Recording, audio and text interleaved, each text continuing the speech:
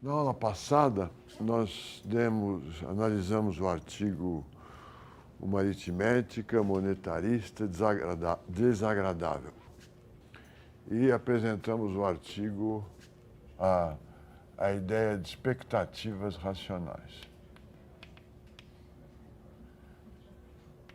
Eu salientei que essa proposta metodológica de tratar os agentes econômicos, sejam eles trabalhadores, empresários, consumidores e investidores, como agentes que têm o mesmo conhecimento do modelo que nós, economistas ou decisores de política econômica, temos, essa proposta faz sentido. Na realidade, os modelos que nós apresentamos anteriormente, o modelo ISLM e todos os modelos anteriores a essa proposta, supõem que o economista ou a autoridade que decide política econômica são oniscientes, conhecem o modelo inteiro, fazem estática comparativa, fazem política econômica, e os agentes têm uma visão limitada. A proposta anterior, né? Eles veem um momento de tempo, eles não consideram o conjunto. Essa proposta ultrapassa essa limitação. Nos modelos anteriores, nós sabíamos tudo e o público sabia muito pouco. Agora, com expectativas racionais, nós sabemos que eles sabem que nós sabemos. Ou seja, nós estamos tomando parte num jogo onde a autoridade de política econômica, encarregada de política econômica, toma uma decisão supondo um determinado comportamento da economia e os agentes reagem tomando decisões que também baseadas no conhecimento daquela forma de funcionamento da economia. Essa forma de modelar ou de analisar a economia vem junto com os novos clássicos. Eu citei os autores desse artigo apresentado, o Lucas e o Sargent, mas há outros protagonistas famosos como o Barrow, Robert Barrow. É um renascimento do pensamento clássico a partir dos anos 80. Ao mesmo tempo que no mundo político assumem o Reagan nos Estados Unidos, a Thatcher na Inglaterra, no campo acadêmico, no campo da teoria econômica, passam a ter uma voz hegemônica que não tinham antes, os economistas que resgatam o pensamento clássico. Ao mesmo tempo que você tem o renascimento do pensamento clássico, você tem, como na vertente keynesiana, os novos keynesianos e não os neo-keynesianos. Os novos keynesianos apresentam uma teoria que nós não vamos estudar aqui, particularmente no mercado de trabalho, mas também em outros mercados, mostrando que a rigidez dos preços nominais, tão importante para que a política monetária produza efeitos, tão importante para que a política fiscal produza efeitos, tão importante para que a inflação mude o ritmo de crescimento da economia, essa rigidez dos preços nominais não é mais baseada na ilusão monetária, mas baseada no funcionamento do mercado, de qualquer mercado, que exige essa rigidez. Então começa a aparecer a teoria do custo do menu, da assimetria de informações, uma porção de explicações teóricas muito interessantes sobre dando razões econômicas, racionais, para a rigidez de preços nominais. Tanto os novos clássicos quanto os novos keynesianos representam um movimento do pensamento econômico para a direita, acompanhando a movimentação ou a tendência política e econômica da época em que eles estão sendo formulados. Eu citei um livro chamado Segunda Edição da Teoria Geral do Emprego e da Renda, onde vários economistas famosos reescrevem cada um dos capítulos deste livro tão importante para os keynesianos. Ao tratar da hipótese de ilusão monetária ou da rigidez dos salários nominais, o autor dessa segunda edição, feita nos anos 80, 90, mostra que, ou argumenta que o Keynes lançou o pensamento econômico num caminho errado ao colocar os salários nominais como rígidos como resultado da ilusão monetária. Eles reescreveriam esse artigo porque esse capítulo lançou os novos keynesianos procurando uma explicação para a rigidez de preços nominais em geral no funcionamento racional do mercado. Na realidade, a proposta keynesiana seria, segundo esses autores, que a rigidez dos salários nominais não é um resultado que possa ser explicado pelo funcionamento dos mercados, mas uma das condições necessárias para que exista uma moeda nacional. Então, existe uma moeda nacional se vocês se ao perguntar para um trabalhador quanto você ganha, ele responder, eu ganho R$545 por mês. E se você continuar na pesquisa e perguntar quanto vale R$545, ele tem que responder R$545 valem R$545. Ou seja, se a moeda for uma medida de valor, geral de valor, sem dúvida, sem suspeitas. Se ele explicar que R$545 valem X cestas básicas, ou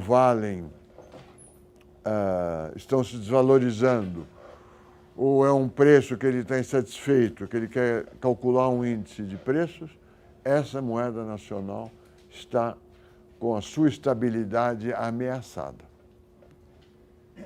Então é preciso haver essa rigidez para que a moeda nacional cumpra as funções que nós supomos que ela cumpra nos modelos e no funcionamento da economia.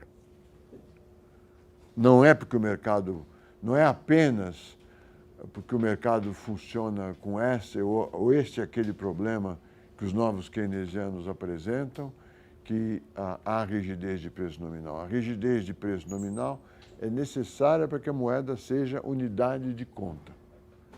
Se todos os preços variarem em termos nominais, quer dizer, quando expressos em dólar, em yuan, em franco, em reais, se eles variarem imediatamente face a mudanças na demanda ou na oferta, como acontece com os preços agrícolas, por exemplo, ou com os preços dos boias-frias, ou com os preços das ações, com os diversos preços flexíveis, a moeda deixa de ser unidade de conta e passa a ser apenas, como os clássicos querem, meio de pagamento. Não é reserva de valor, sem dúvida nenhuma. Portanto, vários descendentes da linhagem keynesiana rejeitam o movimento dos novos keynesianos que apontam a rigidez de preços nominais como um evento racional necessário para o funcionamento de alguns mercados. Para eles, esse é o caminho errado. A rigidez de preços nominais é condição importante para a existência da moeda como unidade de conta e, portanto, como reserva de valor. Está certo? E aí chegamos ao novo tópico que começa hoje, que eu chamaria novos tópicos, né? Eventos espetaculares, ou históricos, ou jornalísticos. O primeiro deles é a inflação. Vamos estudar o mau funcionamento da moeda, a patologia da moeda, para compreender mais profundamente o que é moeda e o que é política monetária. Vamos estudar a inflação, e aqui nós vamos estudar, começamos com a hiperalemã, a hiperinflação alemã, e depois com a inflação brasileira,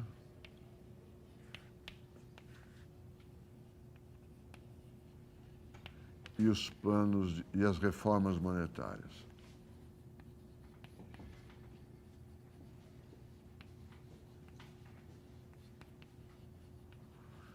Depois, nós vamos estudar a crise de 30, as grandes crises de depressão, né? A crise de 30, que é a crise mais importante da economia capitalista.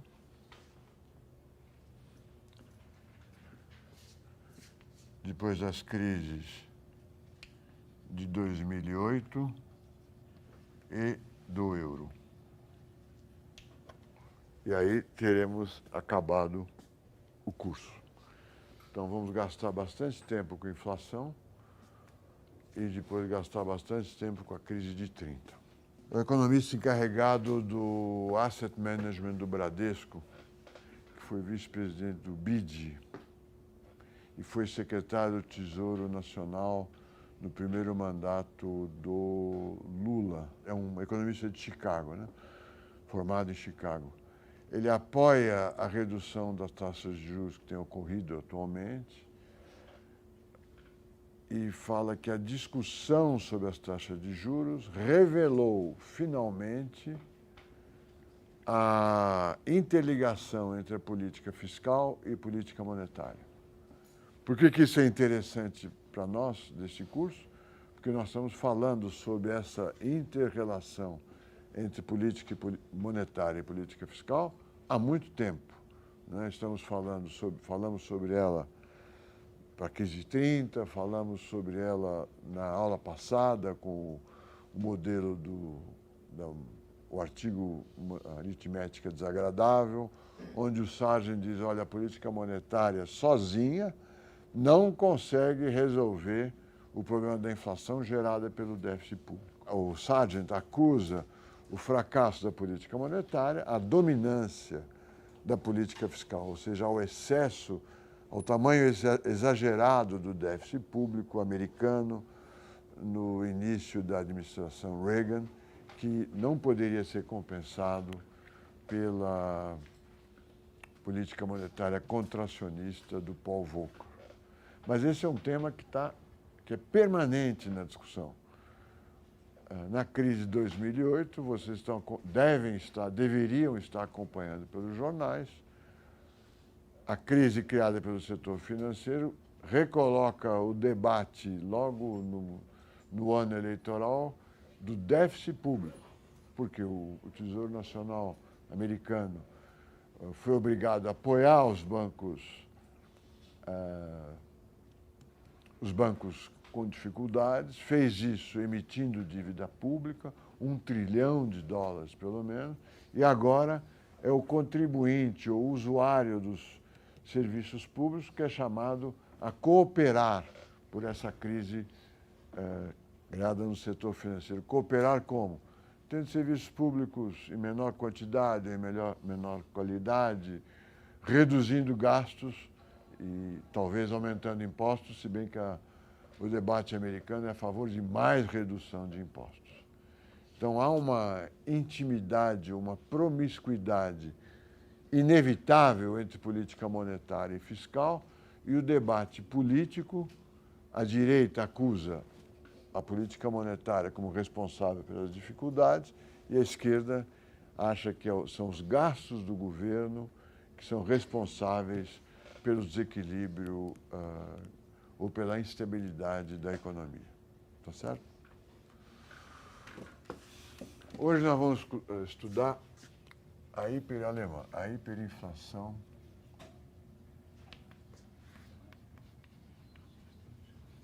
alemã.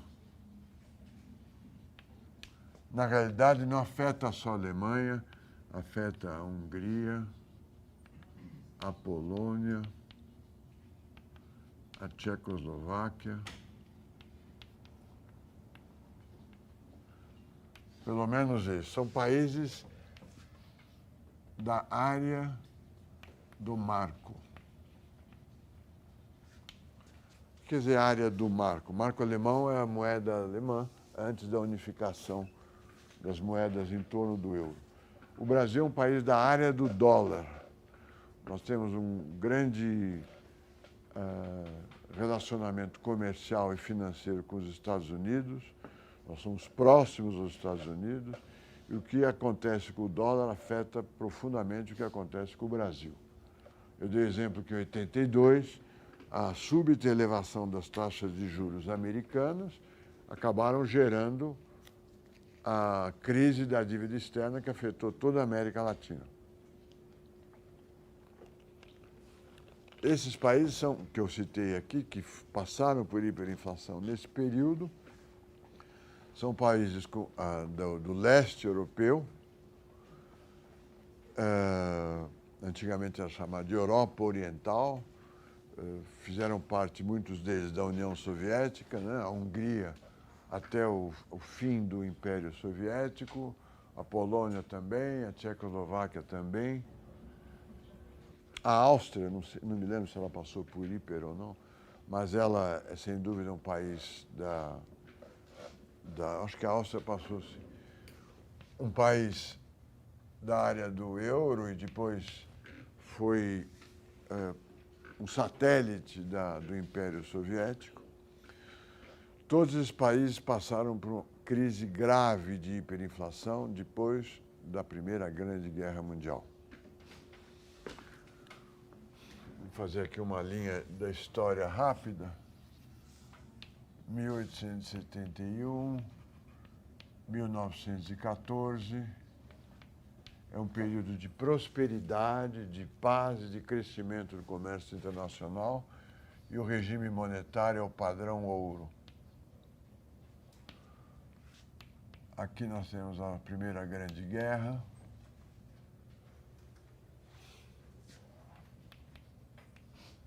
Resultados dessa Primeira Grande Guerra. O Império Austro-Húngaro, católico, os Habsburgos, se desmancha.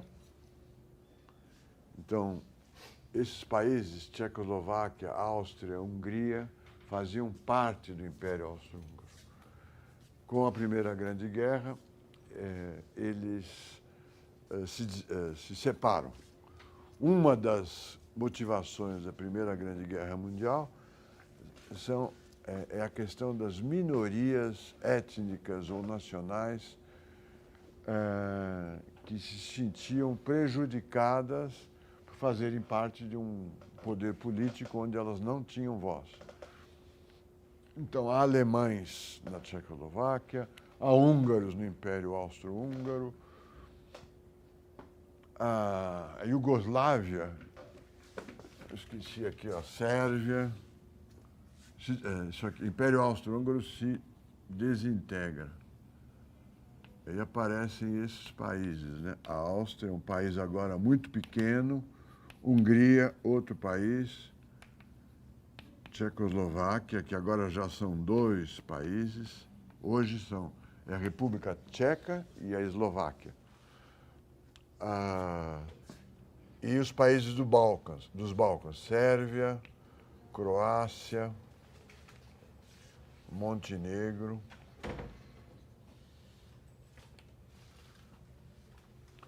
Então, o Império Austro-Húngaro se desintegra nesses diversos países. É um resultado.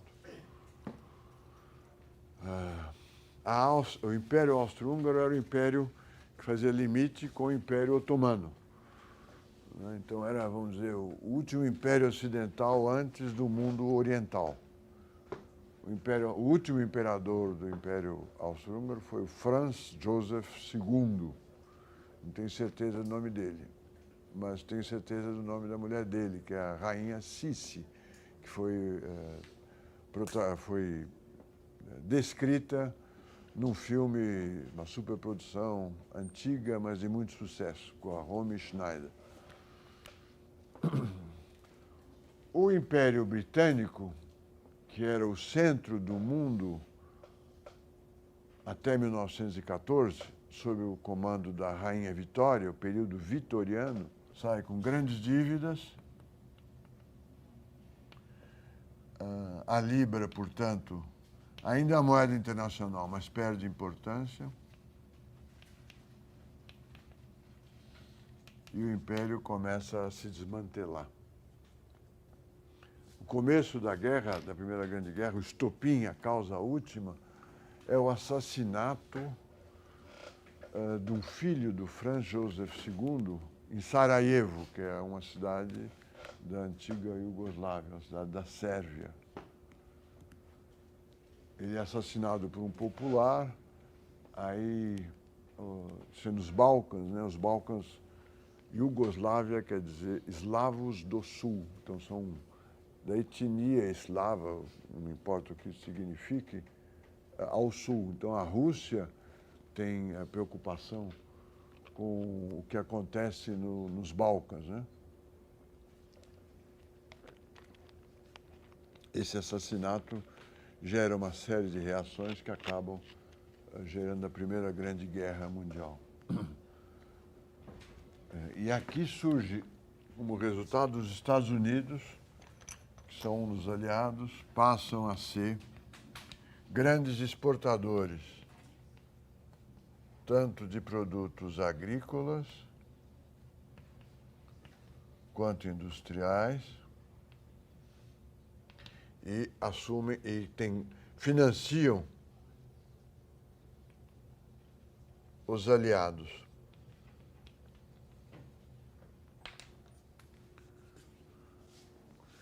O Império Otomano, que está no limite e ao oriente do Império Austro-Húngaro, também é derrotado e desmantelado. Aí aparece a Turquia como um país e, se eu não me engano, e os diversos sultanatos do Oriente Médio se constituem como nações a partir do comando inglês e francês. Então aparece a Síria, o Líbano, o Iraque, a Líbia, todos os países que hoje compõem o Oriente Médio eram dominados, ou partes do Império Otomano, comandados pelos turcos.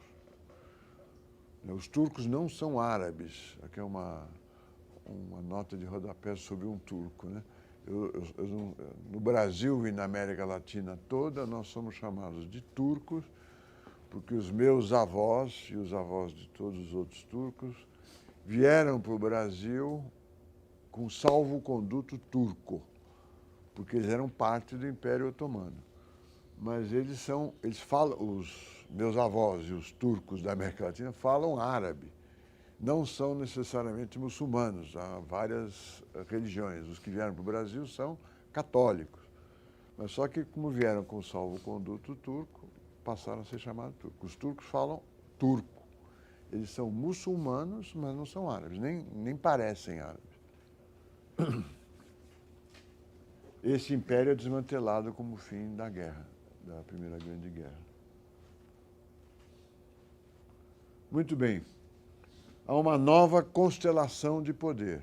Aqui, a paz era mantida, segundo o Polanyi, aquele economista que eu falei que era polonês e não é húngaro, a paz foi mantida pelas finanças internacionais. Eram os interesses financeiros, e nós vamos estudar isso, e a coordenação do Banco da Inglaterra, Banco da França, do Banco da Alemanha e do futuro Federal Reserve, era a coordenação desse sistema financeiro que garantia a paz. Segundo o Polanyi, o momento anterior de paz, depois das guerras napoleônicas, era garantido pela Tríplice Aliança e pela Igreja. Agora nós temos uma grande transformação, o nome do livro do Polanyi, onde a paz foi garantida entre 71 e 14 pela como dizem os nossos colegas de Campinas, pela banca internacional. Figura importante, protagonista importante nesse período anterior à guerra são os Rothschild. São a família de banqueiros na França, na Inglaterra, principalmente na França, que financiam tanto o desenvolvimento industrial quanto os estados envolvidos nesse comércio internacional. Portanto, financiam também as guerras e aprovam ou não aprovam guerras durante esse período.